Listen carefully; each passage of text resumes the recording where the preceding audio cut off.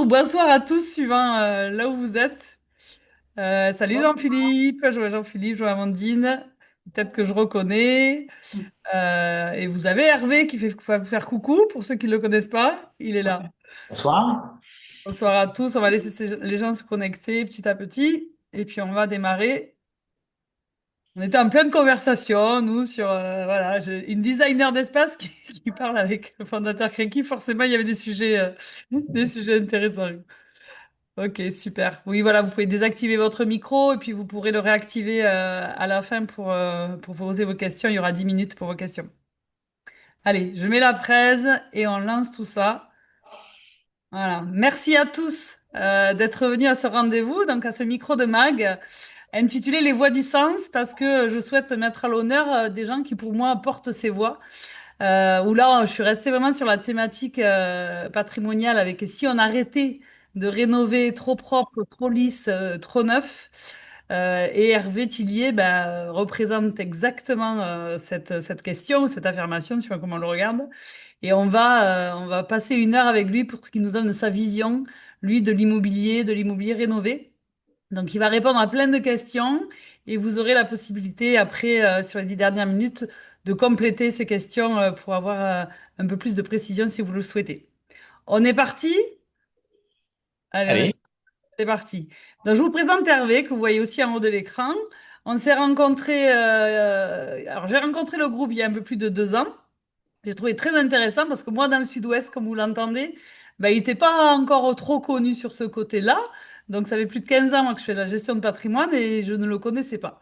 Et puis, on m'a contacté, j'ai rencontré le groupe, j'ai profité de ces solutions, j'en ai fait profiter des clients aussi. Et j'ai rencontré Hervé l'an dernier avec sa vision bien particulière aussi de l'IMO et c'est ce qu'on va découvrir ce soir. Donc, on va avoir plusieurs parties. Et la première partie fait 12 minutes. Donc, il va falloir que je le chronomètre parce que quand il parle d'un sujet qui le passionne, comme tous les passionnés, il met plus de temps que ça. Mais on aura aussi d'autres thématiques juste après. Donc, Hervé, d'où te vient cette passion pour le bâti ancien? Alors, déjà, nous, on a vraiment démarré dans l'immobilier par pur hasard. Donc, un terme qu'on aime beaucoup, c'est la sérendipité. Parce qu'en fait, on était dans d'autres domaines avec une bande de copains. Depuis qu'on avait 14 ans, on a traversé le Sahara en moto, on a fait les routes de la soie, des choses comme ça. Et on cherchait un local pour une petite activité. Il y avait l'immeuble. Eh ben, on a acheté l'immeuble, il nous plaisait, il était joli, on l'a retapé sans rien connaître en fait vraiment à l'immobilier. Et on a fait des choses plutôt sympas dedans. Dès le départ, comme on n'avait pas de financement, on a cherché à faire, à trouver des sous et on a obtenu des subventions. On s'est intéressé très très tôt au fait de faire du logement à prix modéré. Ça nous intéressait pour nous et puis pour nos potes. Et puis après, à partir de là, on a développé tout un système, tout un écosystème, on va dire, très holistique, puisque en fait, dans notre manière d'aborder les choses, le groupe, c'est plutôt une caisse à outils et on va tout faire. Gestion, syndic, bureau d'études, études structure, commercialisation, plateforme de vente de collecte de fonds et de vente de produits en ligne, etc., etc. Voilà. Et l'intérêt, c'est que, pour bien expliquer, contrairement à beaucoup, nous, on va pas chercher des immeubles ou quelque chose de particulier.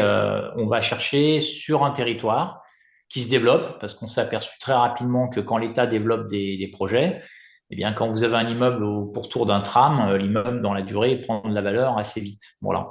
Donc, on s'est penché très tôt sur les projets, on va dire, d'urbanisme, déjà chez nous, dans notre zone d'origine, Lyon. Et puis, très rapidement, on a été appelé dans d'autres zones. Voilà. Donc, on cherche des zones sur lesquelles on peut être utile. Donc, c'est le premier sujet, c'est-à-dire que je ne cherche absolument pas des immeubles, je cherche des zones sur lesquelles je peux être utile. Voilà. Sur lesquelles on peut apporter quelque chose où personne ne peut l'apporter, en fait, parce que sinon, on se retrouve en concurrence. Et quand on est en concurrence, celui qui gagne, c'est celui qui a le plus de fric, qui a le plus de moyens et qui a le plus de contacts. Donc, nous, on cherche à être utile sur un territoire. Donc, sur chaque territoire sur lequel on est, il y a rien, on ne fait pas du tout la même chose, mais vraiment de très très loin. Si vous prenez les projets de Saint-Étienne, qui est une ville secondaire très, enfin assez complexe avec un marché détendu, ou Nice, qui est très concentré, avec des très beaux immeubles et qui a un marché tendu, c'est absolument pas la même approche. Voilà. Donc, c'est cette approche-là qui est intéressante, où on va intervenir vraiment comme une caisse à outils sur les zones, au service, on va dire, de la ville, même bien au-dessus presque de la collectivité, parce que sur des projets urbains comme Saint-Étienne, on y est présent depuis 20 ans, on a connu tous les maires, gauche, droite, tout ce que vous voulez, et pourtant on est encore là, on est présent et on continue d'être utile sur le quartier du Crèdroc, qui est un quartier sur lequel on a fait 102 immeubles. Voilà, donc vous voyez, c'est des opérations à très long cours, mais sur lequel on est dans le cœur, presque le sang, j'ai envie de dire, du quartier, la veine, quoi, et avec un soutien global des habitants, des associations, enfin, ça va très loin, quoi, vous voyez, cette démarche holistique. Voilà. Merci. Et tu as un petit peu répondu à la troisième question qui était quelle est la mission du groupe Kreki et ce qui le distingue. Ben, finalement, c'est ta vision holistique des choses. Ouais, c'est ça, c'est ça. En fait, si on peut prendre un petit exemple, quand on est arrivé à Nice, il n'y a pas très longtemps, hein, on est arrivé à Nice en 2017. Quand on arrive sur une ville comme Nice, alors aujourd'hui, on n'arrive plus comme ça, hein, c'est l'État, enfin des contacts qu'on a, l'État, ils avaient mis un gros projet en place à l'époque, le PNRCAD, le Programme national de réhabilitation des quartiers anciens dégradés. Et la personne en charge de ça nous dit, écoute, on a mis 80 millions d'euros sur les quartiers et ils dépensent rien. Donc, il y a un souci.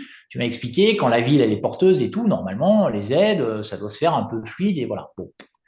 Donc, on va sur place et on regarde ce qui n'allait pas, en fait, dans le système. Et en fait, la problématique qu'ils avaient à Nice, c'est qu'ils ont aucun acteur qui dispose de solutions de logement pour rénover les immeubles les plus dégradés parce que contrairement à d'autres villes, les immeubles les plus dégradés, comme il y a une tension qui est monumentale à Nice, même les immeubles les plus dégradés sont tous occupés.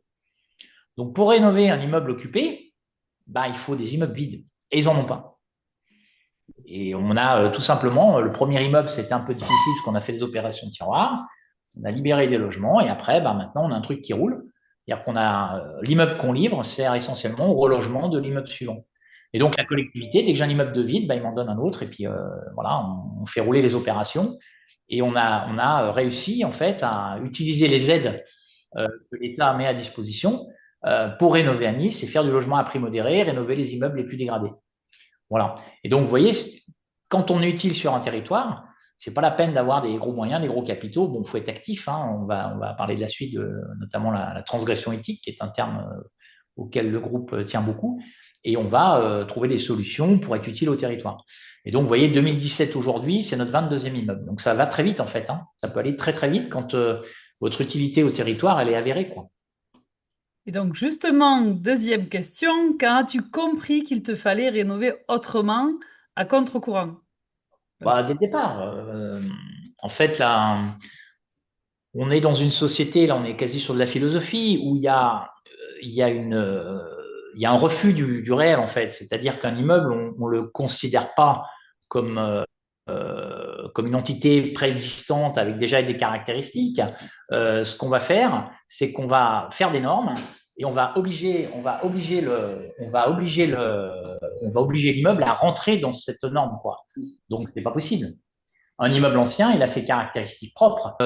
L'immeuble a des murs en pierre de 80 centimètres, donc on ne peut pas, aujourd'hui, si on fait un diagnostic thermique, on ne va pas tenir compte du mur en pierre. Le gros sujet en ce moment, c'est le thermique.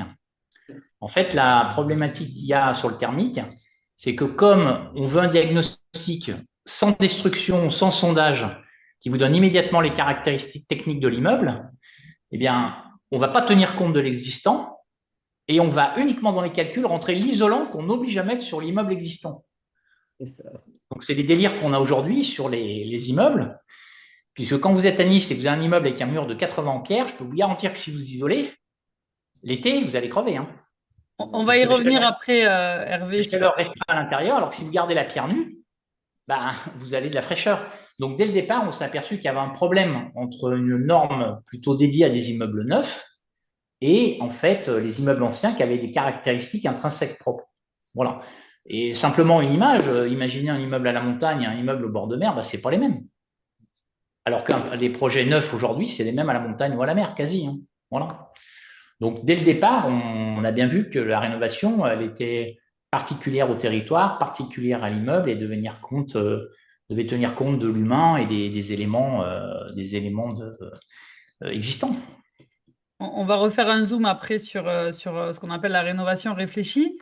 Question, il y a beaucoup de tes confrères, donc d'autres opérateurs, pour dire ce terme, qui montent des SCPI et toi, tu montes des SCI. Pourquoi ce choix?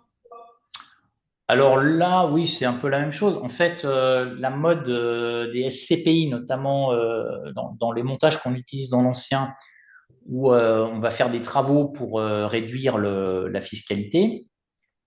Dans les années 2007-2009, il y a des SCPI qui se montent, avec surtout le législateur qui prend la main et qui imagine la SCPI comme un véhicule financier agréé AMF, etc. Bon, pourquoi pas? Nous, on hésite à l'époque entre monter une SCPI ou une SCI. Et puis, il y a deux choses qui vont nous faire tiquer sur la SCPI. C'est que d'abord, ce véhicule, il a un coût de fonctionnement qui est prohibitif. Le législateur, par exemple, décide qu'on doit faire expertiser l'immeuble une fois par an, mais par des sociétés agréées au niveau national. Et donc, si demain je monte une SCPI, que j'achète des appartes, ça va me coûter 3 000 euros par an par appart pour la faire expertiser. Donc, on ne voit pas bien l'intérêt du modèle pour le client final. On voit bien l'intérêt pour le distributeur qui va pouvoir s'adresser à des banques et à des réseaux et drainer pas mal d'argent. Mais on ne voit pas du tout l'intérêt pour le consommateur final qui va, entre guillemets, avoir des frais gigantesques. Donc Et donc, l'investisseur. l'investisseur, donc tout le monde va se ruer sur ce véhicule. Puis aujourd'hui, on est en train de déchanter parce que les investisseurs ont perdu tout ce qu'ils voulaient, quoi. Et d'ailleurs, ils souscrivent plus à ce genre de produit. Et donc, nous, on va s'intéresser à un produit qui est plus léger, plus souple, qui est aussi moins. Ce qui nous gêne aussi dans la SCPI, c'est qu'on collecte et une fois qu'on a collecté, on investit. Ça paraît bien, mais en fait, ça dépend du niveau de collecte. C'est-à-dire qu'une année où vous marchez bien, vous avez beaucoup collecté. Bon. Et donc, nous, on s'est retrouvé à fournir des SCPI. Et en fait, ce qui se passe, c'est que la SCPI, l'année où elle collecte, elle va investir à tout prix, quoi. Et donc là, elle va acheter ce qu'elle trouve sur le marché et presque à tout prix, quoi. Et les années où elle collecte moins, elles vont acheter plutôt des produits un peu plus rares. Et donc ça ne nous plaît pas du tout parce que ça veut dire que vous dépendez complètement de votre collecte et de la conjoncture, quoi.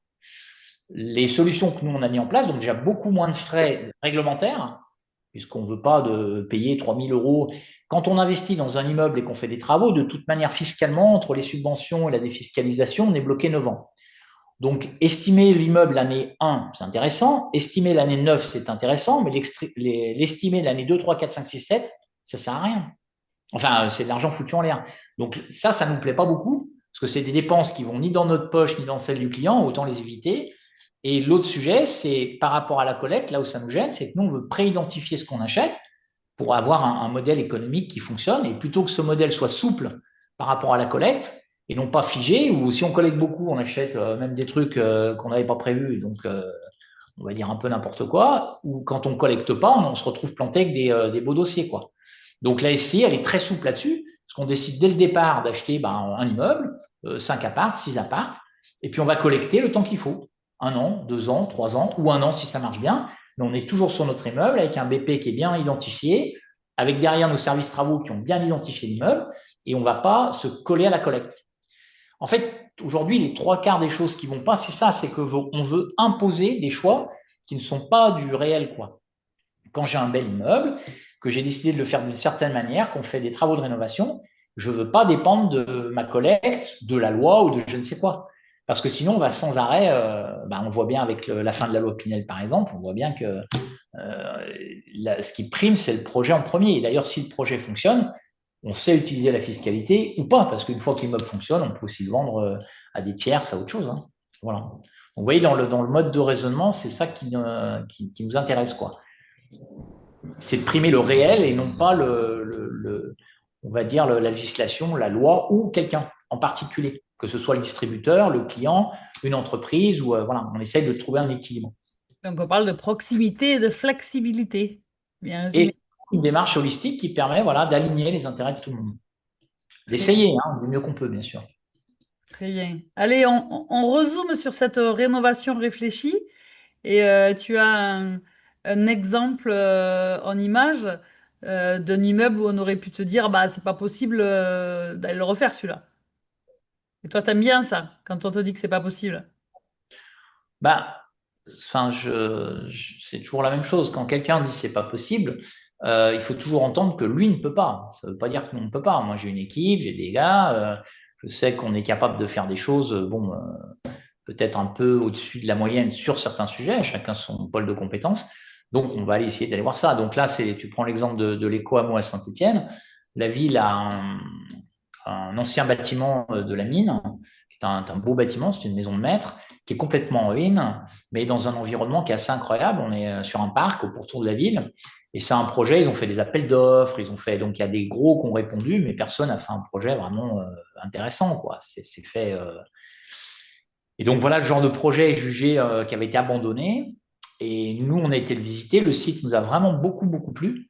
En fait, déjà, le premier sujet, nous, quand on visite l'immeuble, on est quand même dans des métiers, on va dire, un peu de luxe. Hein, c'est que on a le choix. Je prends pas tous les immeubles. Quand un immeuble, on le sent pas, il nous plaît pas, il y a des trucs qui vont pas, on n'est pas obligé de le prendre. C'est ça qui est quand même bien. Là, celui-là où il nous a plu, déjà, bah, il est au milieu d'un parc. On va pouvoir faire 14 logements, mais c'est quasi des petites maisons de ville. On est sur un bel immeuble en pierre de taille. On a des très très beaux volumes, on a des fenêtres en passementier, on a une lumière qui est magnifique. En fait, je pense que chaque fois qu'on fait un immeuble, on se verrait bien dedans, quoi. Hein. Ou nos familles, ou voilà. Et encore une fois, je visite jamais mes immeubles seuls, jamais. Je visite toujours avec l'équipe et notamment l'équipe pressentie. Parce que c'est, comme je dis souvent, moi je vais coordonner, mais mon équipe qui est sur ce dossier, elle va passer 2 ans de sa vie dessus, quoi. C'est pas rien hein, dans une vie. Hein. Donc ça veut dire que mes gars, si je les engage sur ce dossier et qu'ils n'ont pas les yeux qui brillent quand on le visite, on passe au suivant, quoi. Hein. Voilà. Et ça, c'est vraiment un des critères de la réussite du groupe, c'est qu'il y a vraiment une adhésion collective de toute ma chaîne quand on veut aller dessus, quoi. De la gestion, aux travaux, au service commercial. Alors après, avec des gens un peu, bon, Magali est pas encore tout à fait, mais un peu barré quand même, parce que là, le dossier, tout le monde s'est cassé les dents, on est à Saint-Étienne, il est hyper compliqué, ça paraît pas, au premier abord, facile, quoi. Hein. Voilà. Quand tu parles de réfléchir, c'est aussi une réflexion collective avec ceux qui vont Oui, avoir les mains dans le cambouis. oui, mais ce qui est drôle, c'est qu'on l'a tous bien senti. Mm. Voilà. Et aujourd'hui, bah, il sort. Mm. Et non seulement il sort, mais en plus c'est un projet qui est aujourd'hui référent au niveau national, puisque il se trouve que pour la blague, la ville nous a inscrits dans un concours qui est engagé pour la qualité du logement de demain, où il y avait plein de programmes. Il y en avait 100 au niveau national. On était un peu le petit pousset, et puis avec la crise, ils sont tous tombés un par un, et on se retrouve dans les 10 projets nominés. Et au rythme où les promoteurs font faillite, on va finir gagnant. Hein. Oui, je n'ai pas que des bonnes nouvelles. Je vois Alexandra là qui fait la tête. Donc voilà, mais ce projet là où il est vraiment super, c'est que, encore une fois, l'équipe, quand on fait un projet, moi je veux qu'on ait de l'ambition. Ça, c'est vraiment important. On ne va pas le faire le projet standard, le bis repetita. Ça, vraiment, c'est un truc chez nous, c'est pas notre truc, quoi. Là, l'équipe se dit, on va en plus essayer de le faire avec des matériaux qu'on aime bien nous, qu'on met chez nous, du chaud-chambre, des isolants naturels, retravailler la lumière. Voilà. Donc déjà, ça veut dire qu'on reparlait des normes. Là, on est déjà mal barré parce qu'au niveau normes, on sait qu'on va pas être vraiment dans les clous. Alors, je rappelle pour ceux qui sont du métier, l'ancien, on a quand même encore une chance, c'est que la règle, c'est faire mieux que l'existant. La règle de base. Hein. Donc là, vous avez vu la photo de l'immeuble, faire mieux que l'existant, ça va pas être bien compliqué. Hein. Voilà. Donc déjà, ça, c'est un des premiers sujets qui nous permet quand même de louvoyer avec les problématiques de normes. Parce que nous, ce qui nous habite, c'est pas faire une norme, c'est faire un bâtiment qui va être fonctionnel, agréable, où les gens vont être bien dedans, on va avoir des extérieurs, où les gamins vont pouvoir jouer dehors en sécurité, enfin des choses auxquelles enfin, vous pensez quand c'est chez vous, votre maison, quoi. Ben, nous, on essaye de faire pareil quand on travaille sur ces immeubles, parce que comme on les gère, vous voyez, on est plus impliqué dans la problématique de gestion qu'un promoteur qui vend et puis après, il a pris sa marge, il s'en fout un peu, quoi. Hein. Donc, il plante 3 arbres parce que ça fait joli et puis ça fait vert sur la plaquette. Là, par exemple, le jardin, on est en train de travailler dessus depuis le début du projet, hein, par exemple. Hein, pour pas qu'à l'arrivée, il y a trois plans qui se courent après, qui fassent moche. On va déjà avoir un jardin qui va être fonctionnel, qui est déjà plus ou moins planté, avec des arbres qui ont déjà une certaine taille. Voilà. Donc, on va vraiment jouer la durée. Voilà. Et ça marche parce que bah là, les clients qui visitent ce chantier en cours de route dans un marché qui est en crise, Bah, on fait nos ventes régulièrement, ça se passe plutôt pas mal. On vient d'en faire une là sur un des lots bah, qui est magnifique, là, le passementier avec le jardin. Voilà, voilà la vision. Alors, par rapport as-tu déjà dû t'opposer aux normes? Bah oui, forcément, hein. Là, par exemple, ce bâtiment, aujourd'hui, on va nous dire de l'isoler. Bon, super. Encore une fois, je répète, mais quand on isole un bâtiment, c'est super, parce que comme ça, on met la chaleur à l'intérieur. Bon, très bien, quand on est dans une zone froide, c'est évidemment ce qu'il faut faire.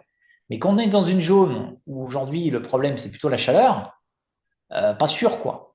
Pas sûr ou partiellement, ça dépend, vous voyez.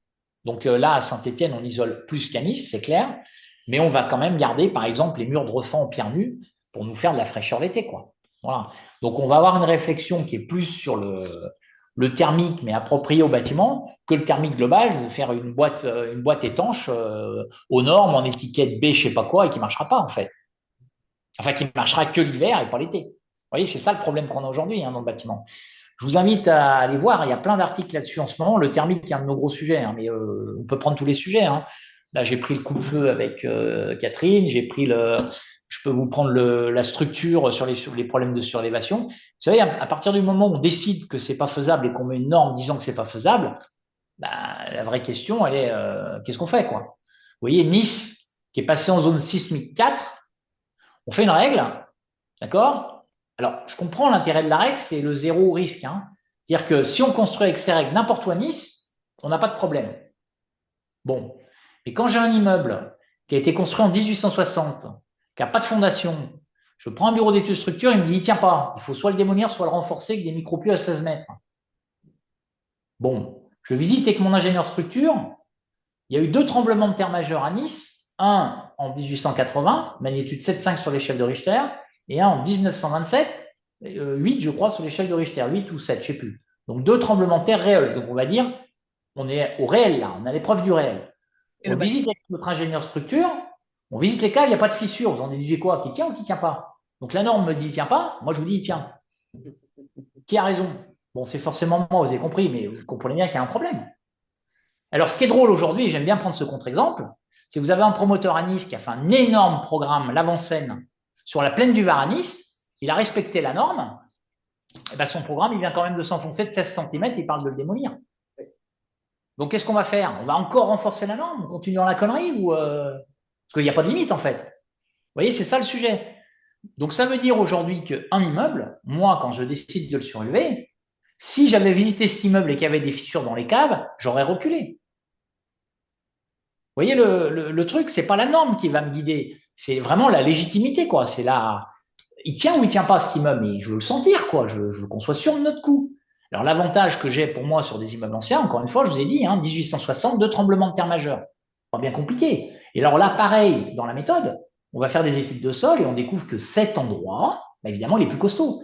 Les anciens, ils n'avaient pas les mêmes moyens que nous aujourd'hui.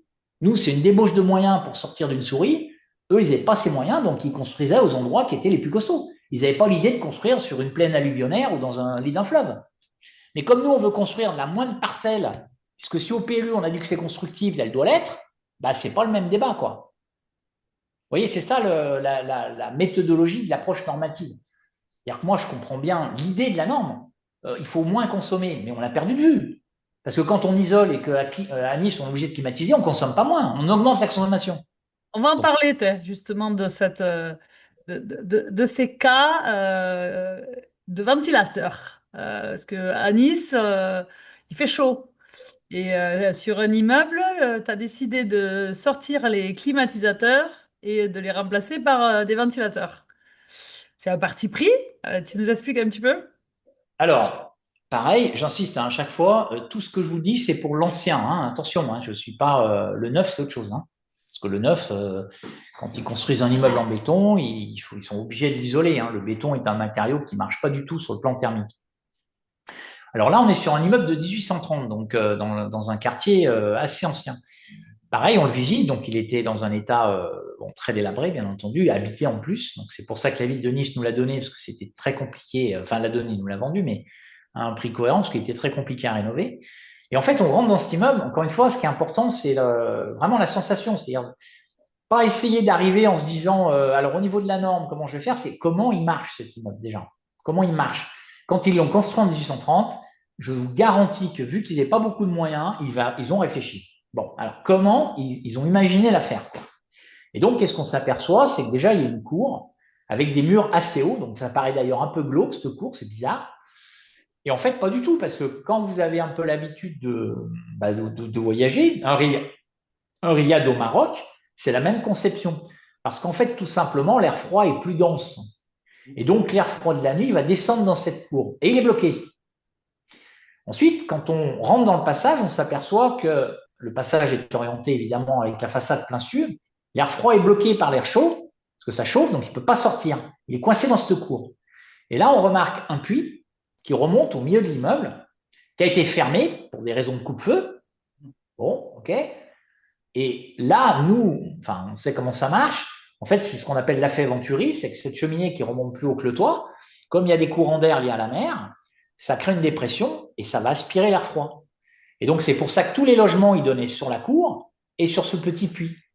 Parce que vous allez créer un système de rafraîchissement naturel avec cet air-là.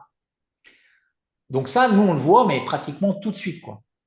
Ensuite, deuxième sujet. Bon, c'est bien, on a un courant d'air. Mais de nouveau, si j'isole, ben, il ne va pas marcher, mon affaire. Parce qu'à Nice, on ne lutte pas contre le froid.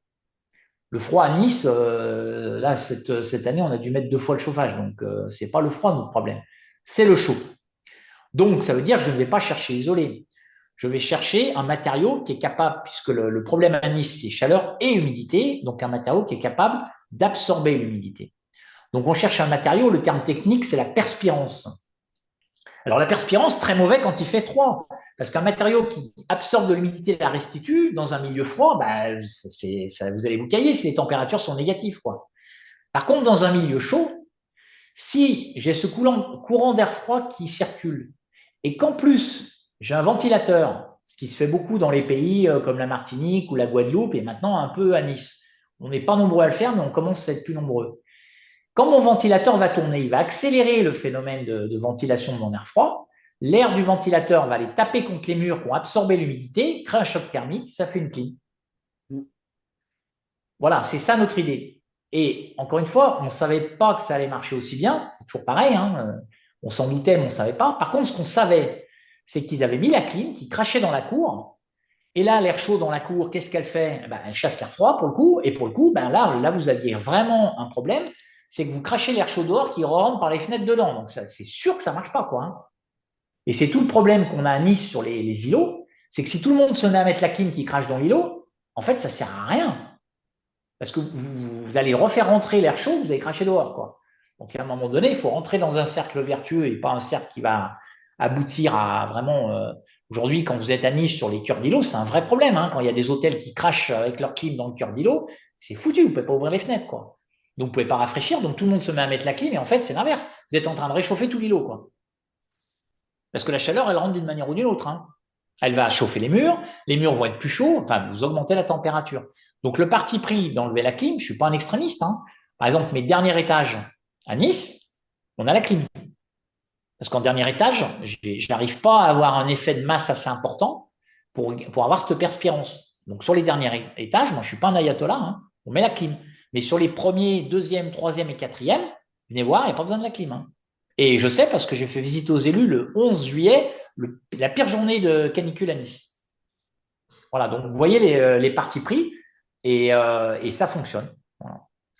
Donc au Et, passage, pour la blague, quand je l'ai fait visiter à Dominique Estrosi-Sassone, qui est donc sénateur et qui est surtout à la commission logement, elle me dit oui, mais là c'est un cas particulier. Je dis oui, mais Madame Sassone, j'en ai déjà fait 22 de cas particuliers. Parce que le problème qu'on a de fond, c'est qu'ils veulent faire une règle globale et que le 13 Bonaparte à Nice, ben, c'est le 13 Bonaparte à Nice, hein, et que le 18 rue Barla, ben, c'est le 18 rue Barla. Les principes de la thermodynamique sont là, mais en fait, chaque immeuble va être particulier. Voilà. Après, ce qui est bien, c'est que des gens à Nice, comme le sénateur, j'ai dit, s'il fait chaud, vous n'allez pas aller place Masséna, vous allez dans la vieille ville. Et pourquoi la vieille ville est fraîche? Ben parce que toutes les rues sont perpendiculaires à la mer et que les anciens ont utilisé, parce que la mer est stable en masse thermique, donc les masses d'air chaud se refroidissent et se réchauffent plus rapidement, hein, en fonction des heures du jour et de la nuit. Et donc, vous créez soit un courant aspirant, soit un courant descendant. Et donc, il fait bien plus frais dans la vieille ville que place Masséna. Et ça, si vous voulez, quand vous êtes des locaux, vous le savez. Voilà, c'est comme à Nîmes, par exemple, le quartier de l'Écusson, avec ses systèmes de circulation d'air, ils ont utilisé des vents dominants à l'époque. Bah, vous êtes bien plus frais que dans les nouveaux quartiers où ils ont tracé des carrés en tenant absolument pas compte de la circulation d'air. Voilà, donc vous voyez, c'est ces éléments-là qu'on essaye de repérer et qu'on va remettre en avant, en fait, restituer. Hein, on ne fait pas grand-chose. Hein. Enfin, on restitue ce qui existe. Voilà. Parle-nous de ce lieu habité juste, ce que tu appelles de juste, et qui fait référence à ce que toi tu appelles aussi les usagers. Ben, en fait, de la même manière, et là c'est un peu les financiers qui aujourd'hui ont malheureusement galvaudé le logement au nom de la rentabilité, de l'optimisation. C'est que le vrai sujet aujourd'hui, c'est que il faut essayer de trouver encore une fois un usage et un compromis pour les habitants qui sont sur place. Moi, je vais vous prendre un exemple tout simple. Quand j'arrive à Nice, on trouve très peu d'entreprises qualifiées. Et pour cause, le prix du logement est tellement élevé que soit bah, les entreprises, elles bossent à Monaco et on n'a pas d'ouvriers. Donc, si on fait que des logements Airbnb ou hors de prix, bah, la ville, elle va se vider. Et c'est ce qui se passe. Je vous donne un exemple. Hein, par exemple, le Bonaparte, hein, on a priorisé le relogement avec le CHU de Nice, où aujourd'hui, il y a 200 infirmières et personnels hospitaliers en attente de logement à Nice, quoi. Juste pour le CHU. Hein. Donc, si demain, on n'est pas capable de loger les infirmières et le personnel hospitalier, ok, mais c'est pas la même ville, en fait. Hein. Et puis, à un moment donné, on va bien être obligé de les loger. Donc, c'est ça l'idée de justesse, c'est de trouver des logements qui correspondent. Donc, au passage, nous, on va réussir à développer des entreprises un peu qualitatives et nos propres, parce qu'on a aussi nos boîtes de travaux, parce on reloge nos propres ouvriers, quoi. Hein. Voilà. Donc, en fait, le sujet du logement, il est assez central. Hein. Vous pouvez payer quelqu'un à Nice 2 fois le salaire, s'il ne trouve pas à se loger, il ne viendra pas quand même. Hein. Donc l'idée de justesse, c'est là, quoi. C'est encore une fois le territoire et essayer d'être utile. Alors oui, grâce à la ville, je peux faire du logement à prix modéré et avoir un peu d'aide. C'est moins rentable que de louer en Airbnb, je vous l'accorde. Mais d'abord, j'ai moins d'emmerdes, j'ai moins d'impayés, c'est plus durable et finalement, c'est un cercle de nouveau vertueux où les gens, bah, ils sont dans un environnement, dans une communauté. Hein, vous comprenez le terme, hein, parce que le CHU me donne aussi des immeubles à rénover. Vous voyez, donc on crée un système vertueux où on va essayer de nouveau d'être utile au territoire, quoi. Voilà. Et c'est quand même mon expérience, en tout cas, de jamais chercher à gagner le plus possible, mais d'être plus robuste, d'être plus solide dans la durée. Ça fonctionne plutôt pas mal. Hein. Regardez, là, on est en pleine crise immobilière. Hein. J'ai pas mal de concurrents qui sont quand même pas au mieux de leur forme. Bon, ça va pas mal. Hein. Voilà. Hein. On va passer à la dernière partie, le dernier gros bloc, pardon, et on va parler de transmission et d'héritage, et on le voit, le rue Bonaparte en photo. Première question, qu'est-ce qu'on transmet vraiment quand on rénove? Ben, quand on rénove comme on le fait, il y a un côté que j'aime bien, hein, qui est un côté de comprendre comment l'immeuble fonctionne. Donc, il y a vraiment un côté comment les anciens ont fait, quoi. Voilà, comment ils ont bâti leur truc. Donc, il y a un espèce de côté, on va dire presque spirituel, où on va vraiment quand même comprendre les systèmes qui ont été réalisés.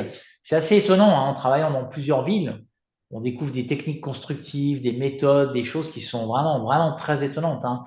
Nous, dans nos métiers, on essaye de beaucoup voyager. Hein. Là, moi, je m'intéresse par exemple au système des tours avant irakiennes. Vous voyez, c'est des choses toutes bêtes, mais vous savez qu'en Irak, il y a, à l'époque, Mésopotamie, 3000 avant Jésus-Christ, même encore avant, je crois, ils ont fait des tours avant où ils sont capables de faire de la glace en plein désert, quoi. C'est quand même incroyable, quoi. Vous comprenez pourquoi je m'intéresse à ça un petit peu, le réchauffement climatique, tout ça, tout ça. Bon, voilà. Donc ça, c'est des sujets qui nous intéressent très, très fort, où on se dit comment on peut reproduire ces techniques très low-tech, hein, pour le coup. Enfin, c'est un terme que vous entendrez beaucoup chez nous, la low-tech. Hein. Donc, en opposition à la high-tech, c'est comment faire quelque chose qui vraiment peut durer longtemps dans la durée et en fait, en utilisant l'environnement, va utiliser très peu d'énergie, très peu de moyens, mais beaucoup de, on va dire de cervelle pour concevoir ce système. Aujourd'hui, c'est facile, hein, un immeuble, on climatise, on va acheter un climatiseur, on met le climatiseur, on pose pas de questions. Là, vraiment, il y a une idée de compréhension de ce qui existe, d'aller chercher des techniques, on va dire, un peu anciennes. Vous voyez, là, aujourd'hui, il y avait des essais en enduit terre dans un de mes immeubles. Puis bon, ben voilà, vous avez des gens qui sont passionnés, quoi. Donc moi, je trouve plus agréable d'être chef d'entreprise d'une boîte de gens passionnés qu'une boîte où les mecs sont à la chaîne et c'est des numéros, quoi. Et ça, c'est une vision des choses, hein. Voilà. Et alors, quel rôle peut jouer un investisseur dans cette démarche? La même chose, dans une idée holistique, c'est ce qu'on essaye d'expliquer.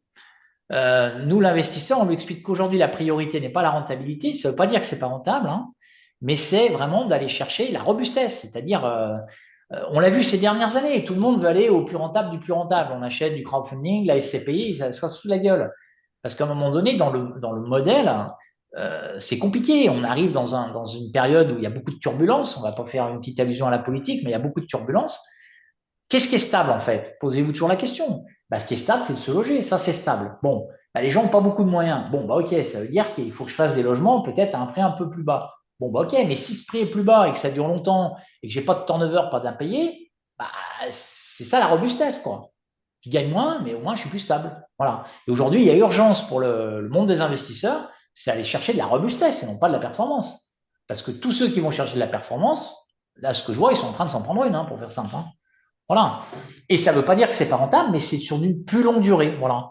Vous êtes sur une plus longue durée, d'où investir aussi dans des immeubles qui sont plus durables. Donc ça, pour moi, l'investisseur, il y a une vraie bascule à faire. C'est basculer de la robustesse, vraiment, d'aller chercher de la robustesse et pas forcément la performance en critère 1, quoi. Et là, il y a un gros boulot, hein, parce que c'est compliqué, hein. Quand on est sur un salon, les mecs, le premier truc, c'est que ça rapporte combien? Bah, ça, j'en sais rien, hein. Enfin, à court terme, je peux te le dire, mais dans 20 ans, bien malin celui qui le saura. Par contre, en revanche, les immeubles sont bien placés. Cet immeuble-là, par exemple, qui est en photo, il est de 1830, vu comme je l'ai rénové, il repart pour 50 ans. Ça, c'est quelque chose de stable. Vous voyez l'idée de la robustesse. Donc, les investisseurs, c'est vraiment qu'ils soient convaincus sur cette idée-là et qu'ils rejoignent le groupe à travers, bien sûr, les placements qu'ils font dans cette idée-là. Donc, un immeuble emblématique, selon ta vision, tu en as Ça, il y fait en a beaucoup, plein, hein? mais On a fait beaucoup d'immeubles, mais voilà, celui qui représente un petit peu tout ce que tu nous as évoqué ce soir.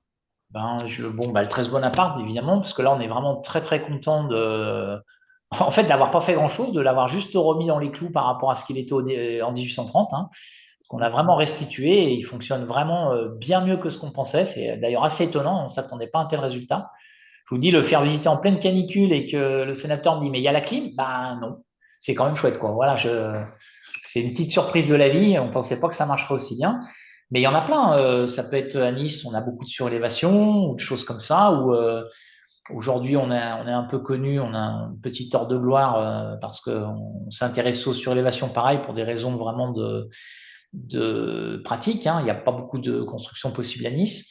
La surélévation, c'est très compliqué, c'est pas hyper rentable, mais ça crée du logement là où on peut pas en créer. On s'y est intéressé et en fait aujourd'hui on a la ville de Nice qui nous a fait des commandes, hein. On a des marchés publics concrètement où on accompagne la ville sur 7 dossiers. Donc vous voyez, ça c'est des choses où sur un petit immeuble modeste on a fait une surélévation, on n'a pas forcément gagné beaucoup. On a fait un deuxième, c'était un peu compliqué. Bah aujourd'hui ça nous offre des débouchés avec des commandes publiques jusqu'en 2028-2029 avec une pérennité, encore une fois en pleine crise, qui est assez appréciable. Voilà, donc c'est encore une fois des partis pris qu'on a eu à un moment donné, où le choix n'a pas été encore une fois la rentabilité, j'insiste beaucoup là-dessus, hein. Ça ne veut pas dire que mon groupe est pas rentable, hein, c'est pas ça le sujet, mais où c'est l'utilité qui a primé, c'est la recherche de se dire, tiens, si personne n'y arrive, pourquoi on ne pourrait pas essayer de trouver une solution dans une globalité et bah, d'arriver à se rendre, on va dire, un peu indispensable et d'ouvrir ses perspectives. J'étais passée à la slide suivante et j'ai pas fait exprès. Mais pour résumer, Hervé, les messages clés. Donc, 4 minutes pour synthétiser tout ce que tu nous as dit. Qu'est-ce que tu as envie de résumer dans les messages clés? Qu'est-ce que tu as Euh, envie de reprendre? Moi, j'ai plutôt envie de tous vous donner, pas un conseil, je n'ai pas cette prétention, mais une expérience déjà décloisonnée. C'est-à-dire, aujourd'hui, on a une société qui a tout cloisonné et vous êtes tous ultra spécialisés dans des domaines. Le problème qu'il y a, c'est quand on est ultra spécialisé dans un domaine, ça sous-entend que tout le reste marche. Et si le reste déraille, eh ben, vous allez prendre un gadin et vous savez même pas pourquoi. Donc déjà, essayez vraiment dans tous les métiers d'avoir cette vision d'être curieux, quoi, de se dire, bah tiens, comment tous les acteurs peuvent s'en sortir, quoi. comment, donc, dans mon métier, moi, bah, comment mes locataires peuvent s'en sortir. Je les appelle plus locataires, je les appelle usagers. Comment mes clients peuvent s'en sortir, comment moi je peux m'en sortir et se poser une question dans sa globalité. Et ça, je pense, c'est valable dans tous les métiers. Tous les métiers aujourd'hui qui se sont ultra spécialisés sont en train vraiment d'avoir des problèmes. Alors oui, encore une fois, quand on a une démarche plus globale, on est moins rentable, on revient toujours à ce sujet-là, parce que de faire plusieurs choses, vous savez, c'est la fameuse phrase il faut se concentrer sur son cœur de métier. Pour moi, ça, c'est une phrase qui est à bannir, c'est une connerie. Hein. Il faut aujourd'hui avoir une vision large, holistique, qui vous permet d'être plus résistant. Parce que quand je fais plus de choses et que j'ai un choc exogène, je peux l'absorber sur toute ma chaîne. Alors que si tout le monde est spécialisé et qu'il y a un choc exogène et que ce maillon il part, bah tout part. Hein. Hein, c'est un jeu de domino. Hein. Donc, encore une fois, avoir une vision le plus large possible. Message clé, mais aussi voilà, des choses vraiment à faire. Ensuite, ben, je vous l'ai dit, hein, viser en priorité l'utilité. Pour moi, vous voyez, mes enfants, je leur apprends ça vraiment en premier. Soyez utile. À partir du moment où vous êtes utile, bah, ça, c'est pas un sujet. Ça durera, crise ou pas crise, ça fonctionnera. Et si vous êtes utile et qu'en plus vous n'êtes pas trop mauvais, bah, là, vous gagnerez, quoi. La rentabilité suivra l'utilité et pas l'inverse. Et aujourd'hui, on a l'envers. On prend un tableur Excel, on regarde la renta. Sauf que un tableur Excel, moi, ça ne m'intéresse pas. Ou alors, ce qui m'intéresse sur le tableur Excel, c'est ce qu'il n'y a pas dans Excel. Parce que moi, si vous voulez me donner un dossier et que je vous montre que c'est le meilleur dossier du monde sous Excel, je sais faire. Hein. Et si vous voulez que je vous montre que c'est une vraie merde, je sais faire aussi. Donc Excel ne nous dit rien. Vous voyez, on a un vrai problème avec ça aujourd'hui. Quels sont les paramètres qui vont dérailler? Et aujourd'hui, voilà, tout le monde est en mode excuse. Ah, ben, il y a la guerre en Ukraine. Ah, ben, il y a ci, ah, ben, il y a là, ah, ben, il y a la conjoncture. Ah, ben, il y a les banques qui prêtent plus. Bah ouais, ok, bah, c'est parce que vous êtes trop sur Excel. Il faut sortir, avoir une vision plus globale, viser l'utilité et trouver des schémas de fonctionnement, être à la marge, savoir ajuster, et puis voilà. Voilà un peu peut-être les éléments que j'aimerais reprendre aujourd'hui. On est dans un contexte, pour moi, qui est hyper intéressant. C'est un contexte vraiment de bascule. Donc, il y a tout à faire. Il faut alors, réinventer n'est pas le terme, parce que pour moi, il ne faut pas réinventer, il faut observer ce qui fonctionne et créer ces liaisons, c'est-à-dire augmenter sa densité et sa profondeur de champ pour travailler avec plusieurs personnes. Voilà. C'est ça aujourd'hui, je pense, qui est assez intéressant à faire. Et j'insiste, ça fonctionne. Hein, donc, mais c'est un vrai changement. Quoi. Les promoteurs ultra spécialisés dans un domaine, bah, ils ont vraiment, vraiment du souci à se faire. Quoi. Hein. Merci Hervé. Je vais, avant de laisser la place au public, je t'ai mis une phrase que je trouve qui te va bien. Rénover, ce n'est pas effacer le passé pour faire du neuf, c'est révéler la beauté qui sommeille, respecter les traces du temps et créer un dialogue entre hier et aujourd'hui. Est-ce qu'elle te va bien, cette phrase? C'est très beau, mais c'est pas de moi, mais c'est très beau. Et une photo d'un gars de ton équipe qui est en train bah, justement de retravailler aussi sur ce passé pour améliorer l'aujourd'hui et le Ouais, demain. exactement. Ils travaillent des enduits anciens, là, des enduits chaud chambre. Voilà. Merci beaucoup. Alors, je vais vous laisser réactiver vos micros pour ceux qui le souhaitent, ceux qui ont une question. On est tout oui, s'il y en a, bien sûr. Alors moi c'est Jean-Philippe Lertot. Bon, bonjour tout le monde et merci de cette intervention que j'adore. Moi j'avais une question pour les DPE finalement qui sortent dans le groupe Reiki, puisque ben, voilà, vous allez, je dirais, titiller un petit peu les normes. Est-ce que vous arrivez quand même à sortir des DPE qui vont être à D, E ou qui vont, parce qu'il faut quand même pouvoir louer, puisque c'est quand même la règle. Donc, comment ça se passe en réalité? Quelle est votre visée malgré tout sur le plan administratif finalement pour arriver à normer, à rester dans les normes qui sont imposées et qui s'imposent à nos investisseurs? Alors, il y a plusieurs réponses à cette question. On pourrait prendre beaucoup de temps. On va faire simple. Non, on ne respecte pas la règle. OK? On loue sans DPE. D'accord? Ok. On s'est placé dans le cadre de. Aujourd'hui, il faut savoir qu'une loi qui a été faite en 2017, qui est une loi quand même assez extraordinaire, hein, qui montre qu'on est en bout de course sur le système. C'est la loi ESSOC, le droit à innover. Donc, je me place sous la loi ESSOC. Donc, je ne fais pas de diagnostic. Demain, je suis attaqué par un propriétaire ou un locataire. Je rappelle quand même une chose de base. Il faut prouver le dol. Donc, mon locataire ou mon propriétaire, il faut prouver que je lui ai fait un tort. Alors, au passage, j'évite ce sujet puisque Tout le monde sait que s'ils achètent avec moi, il n'y a pas de diag. Puisque justement, ces techniques ne sont pas normées. Hein. Donc, je ne fais même pas de diag. Je pense qu'on est en, je sais pas, en F. Je ne sais même pas, en fait. Mais la question n'est pas là. Est-ce que, je vous rappelle, l'idée du diagnostic, hein, c'est de baisser la consommation énergétique des immeubles. Hein. Parce qu'on a perdu, si vous voulez, on fait la règle, mais on a oublié le fond. C'est vrai. Donc, le mec, là, il va surconsommer ou pas? Ben, il faut qu'il me prouve qu'il surconsomme. Et là où il va avoir un petit peu de mal, c'est que j'ai mis des capteurs. Donc, moi, j'ai des capteurs, température intérieure, extérieure. OK? Et moi, je mesure. Donc, c'est sûr que si le mec, il chauffe à 25 et qu'il m'attaque parce qu'il surconsomme, je vais dire, attends, t'es grand, mon coco, mais t'as chauffé à 25.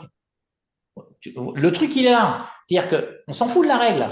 Le fond du fond, c'est de baisser la consommation. Bah, là, je pense que j'ai tout juste. Hein. Et que le confort été, il soit meilleur qu'un immeuble neuf. Parce que je vous assure que malheureusement, j'ai fait des immeubles, donc pour le compte de bailleurs, choses comme ça, en RT 2012, c'est une catastrophe. Les bailleurs aujourd'hui sont attaqués par les locataires, notamment liés à cet été. Il y a une surmortalité de plus de 1000 personnes. Hein. Alors, on ne sait pas exactement, mais on sait que par rapport à l'année dernière où il a fait pas trop chaud, là cette année, il y a eu 1000 morts supplémentaires liées à la chaleur. Les locataires, ils attaquent. Et là, ils sont dans la merde parce que les archis disent, bah, on est RT 2012, mais ça marche pas en fait. Et là, il y a bien un dol. Hein.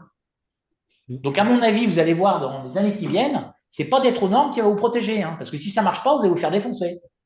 Donc aujourd'hui, il faut que ça marche. C'est prioritaire. Vous voyez ce que je veux dire? Donc, on est astucieux, bien entendu. On va sur nos immeubles. Par contre, c'est clair, hein, le parti pris, c'est qu'il faut que ça marche. Parce que la norme, c'est facile. J'ai fait la règle, ça marche pas, je m'en fous, c'est pas mon problème. C'est ça quand même aujourd'hui qui se passe. Hein. Et là, aujourd'hui, vous commencez, et c'est pour ça que j'ai décroché d'ailleurs des marchés publics, c'est que les bailleurs sociaux se font attaquer. C'est une histoire de fou. Hein. Ils isolent leur immeuble parce qu'ils sont Angers. Mais à Nice, si vous isolez, je ne sais pas si je rentre là-dedans, mais je vous explique très simplement. En fait, comme les bailleurs, ils louent à prix modéré, pour se rattraper, il y a une loi qui leur autorise à prendre la moitié de l'économie d'énergie que fait le locataire. Mais pas sur le réel, sur le diagnostic. Donc, c'est-à-dire que quand il va voir Madame Michu, qui n'a pas de sous, qui ne chauffe pas et qui consomme 400 euros par an d'énergie, ils vont aller la voir et ils disent, Madame Michu, vous êtes Angers, vous consommez 1300 euros d'énergie. Madame Michu, ben non, je consomme que 400. Bon, on va isoler. Ils isolent. Madame Michu, à l'arrivée, elle consomme plus que 400. Et elle dit, mais je consommais déjà 400 au départ. Et en plus, cet été, j'ai crevé de chaud. Il y a un truc qui ne va pas dans votre bordel. Et on lui réclame la moitié en augmentation de loyer de la différence entre 1300 et 400. Donc, qui va se faire défoncer la gueule? Moi qui ne respecte pas la règle ou le bailleur social? Eh bien, la réponse, c'est le bailleur social. Donc, vous voyez, il faut quand même faire attention avec les normes aujourd'hui. Hein. C'est que là, la norme, ça ne va pas vous protéger. Hein. Il faut commencer à qu'on réfléchisse à faire des trucs qui marchent. Voilà. Et après, il y a plein de possibilités. Donc, je répète, l'OISOC, j'invite tout le monde à l'utiliser, le droit à innover. Donc, le droit à ne pas respecter une règle à condition de prouver que votre résultat, il marche. Hein, je fais court. Donc, évidemment, derrière, ça implique d'avoir un contrôle. C'est mes fameux capteurs. Vous voyez? Donc, très simple, hein, température extérieure, température intérieure et consommation énergétique du locataire. On fait un petit tabac et on voit bien tout de suite ce qui déraille, quoi. Si c'est le gars qui a chauffé trop et il a une surconsommation, et s'il a chauffé normalement, on voit bien que mon système, il marche. Vous voyez? Ok. Voilà. Donc, vous faites quoi comme métier, Jean-Philippe? Il est de tes partenaires préférés. CGP. D'accord. Et- Il te connaît pas assez, Jean-Philippe, parce que tu n'as pas encore fait assez de parts d'SCI, pardon. Aujourd'hui, je vous assure, hein, En effet. ce qui est Oui, oui. vraiment amusant aujourd'hui, c'est que j'ai fait visiter ça aux préfets, aux élus, à tout le monde. Hein. En fait, nous, cet été-là, ceux qui sont dans notre parc avec les ventilateurs et les chauds-chambres, ils sont contents. Hein. Et ceux qui sont dans les immeubles RT 2012, je vous assure que ça gueule. Hein. Donc là, il va y avoir un énorme problème. Hein. Donc là, vous avez, alors suite à la canicule, c'est assez amusant. Hein. Allez sur les réseaux sociaux, tout ça, ça commence à chauffer hein, sur les diags. Hein.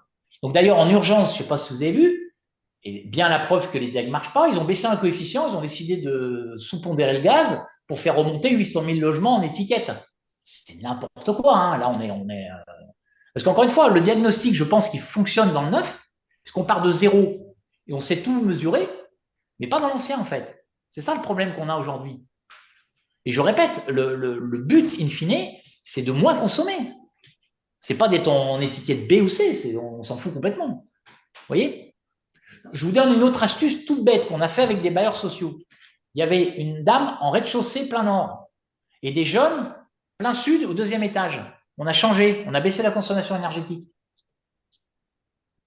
Parce que, on le sait, une femme a plus froid qu'un homme. Une femme âgée a plus froid qu'une femme jeune. Bah oui, c'est comme ça, hein, ça s'appelle la morphologie. Hein. Voilà. Donc en fait, en changeant les orientations ou les logements, on peut baisser la consommation énergétique. Ça, c'est génial, ça coûte rien. Bon, ça ne crée pas de business, je vous l'accorde. Mais c'est tout bête. Hein. Vous voyez, des choses comme ça qui sont à faire, qui sont vraiment basiques et qui permettent d'améliorer le confort des usagers, encore une fois. Il ne Et, faut pas lutter contre les usagers. Hein. et parce que tu les connais bien aussi. Mais parce qu'ils sont, encore une fois, cette idée bah, j'aime pas le terme, il faut que j'en trouve peut-être un autre, de communauté, quoi. Voilà, quand je loge les infirmières qui cherchent des logements depuis 5 ans et que ça marche, ils vont pas m'emmerder. Voilà. Catherine qui a une question. Oui, Je pense qu'on on n'a t'entend pas la pas. réponse complètement. On t'entend pas, Hervé. Catherine. Je coupe le mien. Non, mais tu peux le mettre. Garde-le. On m'entend bien quand tu as ton micro. Vous entendez, Catherine? Oui, oui. Ah Ouais, bon, ouais. pardon. Pardon. J'ai pas du coup la réponse complète à la question de Jean-Philippe. Parce que oui, ok, tu loues sans les DPE, mais je pensais qu'il y avait une nouvelle loi qui passait qui disait que si les appartements n'avaient pas de DPE, on ne pouvait pas les louer. Bah, sauf que, un, je suis dans le critère d'innovation, deux, je suis sous couvert de la loi ESSOC. Voilà, c'est grâce à la loi ESSOC, ok. Voilà. Très bien, Donc, merci. je le mets dans le bail d'entrée. Hein. Ok, super. Alors, ça veut pas dire que je suis protégé à 100%, hein, t'as compris, Non, hein, ça t'autorise à louer quand même. mais ça m'autorise, je sais pas, mais ça marche. Tu as besoin d'une autorisation. Il n'y a pas de logement à niche. Je dis des logements qui marchent super bien, où il ne fait pas chaud l'été. Qui a besoin d'une autorisation. Ouais, non. Intérêt collectif. Arrêtez d'avoir peur. Hein. Vous avez peur Ah, de quoi? Vous ne savez même plus de quoi vous avez peur. Hein. oui, tout à fait. Tu as raison. Le truc, mais ça t'oblige, Catherine, puisque je sais que tu es dans le bâtiment, ça t'oblige à faire bien. C'est-à-dire que j'ai intérêt que ça marche mon truc, parce que si ça ne marche pas, je vais m'en prendre une, c'est clair. Hein. Parce que là, je ne vais pas pouvoir me réfugier derrière la norme pour le coup. Hein. Ouais. Ouais, c'est compliqué parce que moi j'ai parlé de géothermie sur un projet d'une maison et Mais des fois, ça ne marche pas. Hein. Moi, ça m'est arrivé que ça ne marche pas. On démonte, on refait. Quoi. Je veux dire, il faut aussi accepter le risque, tu vois. mais c'est pas comme c'est pas beaucoup fait, c'est difficile. Nous aussi, Encore une fois, le tout, c'est d'essayer de bien faire, quoi. Je sais pas comment te dire. Là, le Bonaparte que je t'ai pris en exemple, ce qui est génial, c'est qu'il a marché beaucoup mieux que ce qu'on pensait. Ça, c'est super. Hein. Enfin, on est vraiment très fiers. Ça nous est arrivé que ça marche moins bien que ce qu'on a prévu. Tu vois, on a fait un dernier étage à Nice parce que le show, c'est très compliqué. On s'aperçoit qu'à l'époque, s'ils construisaient pas dans les combles, il y avait une raison en fait, parce que bah, les tuiles, elles sont à 80 degrés, et donc tes combles, c'est vraiment la cata. Bon, ben voilà, on a merdé sur un immeuble, bon, on l'a climatisé, et puis voilà, et à un moment donné, si tu veux, c'est là où tu corriges, quoi. Mm. Tu adaptes. Ouais. Encore une fois, ça veut dire que tu tolères que tu peux faire une connerie. Bah, tu répares. Déjà, tu l'as pas fait. Je veux dire, si on s'autorise plus à faire de conneries, bah, on fait plus rien. Oui, en conscience, tu fais ce que tu estimes le mieux, puis tu t'adaptes. J'estime que j'ai fait le mieux, bon, on commence aussi à avoir de l'expérience, et quand ça merde, j'aime bien prendre un exemple qui a merdé, bah, on corrige, et puis voilà, il n'y a pas d'abandon, hein. Ouais. Là, on s'est trompé, enfin, on s'est trompé. Malheureusement aussi, les anciens, je te cite un autre exemple, on s'est trompé à Toulon avec le réchauffement climatique, enfin qu'on ne devrait pas d'ailleurs appeler le réchauffement climatique, mais que on va dire les perturbations de climat, on a des pluies mais terribles. Et en fait, à Toulon, il n'y a pas cette pente. Donc là, l'immeuble, on l'a fait comme il était à l'époque, alors que justement, là, pour le coup, au niveau des normes, ils ont légèrement changé les pentes. Pour le coup, ils avaient anticipé. Bah là, on a merdé, on l'a refait, et puis c'est tout. Enfin, tu vois. D'accord. Ok, ouais. Je vois très bien. Voilà. Mais bon, globalement, si tu veux, par rapport à ce qu'on fait, et quand ça merde, bah, il n'y a pas photo, quoi. Je veux dire, on a 99% de trucs qui marchent, et il y a deux trucs qui n'ont pas marché, là, sur ces 5 dernières années. C'est pas la mort, hein. On connaît bien pire. L'inverse, à force de faire ce genre de conneries, eh ben, t'apprends, tu vois. Donc, tu modifies. Mhm. Merci Hervé, Merci merci. beaucoup. On est dans le timing à une minute près. J'arrivais, sauf s'il y avait une autre question, bien sûr. Les micros sont ouverts, enfin, vous pouvez accéder aux micros. Mais on est dans notre timing des 60 minutes. Donc merci pour toutes tes explications. C'était très clair. Tu as bien, je pense, transmis ta vision. On va pas du tout rentrer ce soir donc dans les solutions que nous avons sur le groupe Reiki, hein. Ça, il y a d'autres rendez-vous pour ça. Bien sûr, si vous êtes déjà partenaire, ben, vous savez que vous pouvez me contacter pour que je vous en dise un petit peu plus. Si vous ne l'êtes pas encore, ben, vous pouvez me contacter aussi pour que je vous en dise un petit peu plus. Si vous êtes plutôt sur la partie investisseur, ben, vous n'hésitez pas parce qu'on a des partenaires CGP sur toute la France. Et on va terminer cette conférence et ce micro de Mag. Je vais juste vous donner un prochain rendez-vous. Tu parlais d'innovation tout à l'heure. Sur une autre solution, parce que, il n'y a pas qu'à Nice qu'il y a des pépites. On a des pépites aussi dans le Lot-et-Garonne. On va pas du tout parler de bâtiment hein, sur ce prochain, mais on parlera comment l'innovation peut prendre soin de nous, pardon, avec un nouveau produit, puisque je parle aussi d'entrepreneuriat, d'ambition. Et donc là, on ne sera pas du tout sur la gestion de patrimoine, mais on sera sur votre corps et sur une innovation dans le Lot-et-Garonne qui a remplacé le sucre avec des fruits fermentés et des fibres alimentaires. Donc tout le goût du sucre, tout le sucre de la pâtisserie comme le sucre ancien, mais sans sucre. Voilà. Donc si ça vous intéresse, ben, vous pouvez venir vous inscrire aussi, vous recevrez le lien. Merci à tous pour votre attention. Merci Hervé et merci à tous pour votre participation. À bientôt. Bonne soirée à tous. Merci beaucoup. Au revoir.